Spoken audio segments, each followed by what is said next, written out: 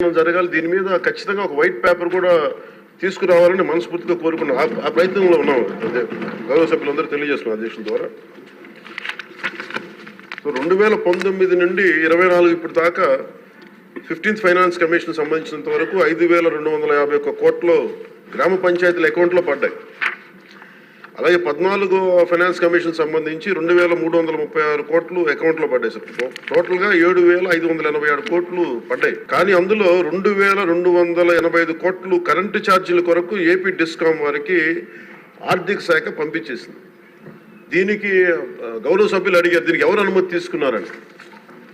ఎవరు అనుమతి తీసుకోలేదు. వాళ్ళ ఇష్టారాజ్యం, వాళ్ళు తీసేసుకున్నారు. అడిగేవాళ్ళు ఎవరు లేరు. సో వాళ్ళు తీసేసుకున్నారు. ఇది నేను రివ్యూలు చేస్తా ఉంటే అసలు ఇంకా మీరు అడుగుతున్నాయి చాలా తక్కువ. నాకు లోపల నుంచి ఒక చీమల దండులో వస్తున్నాయి సందేహాలు.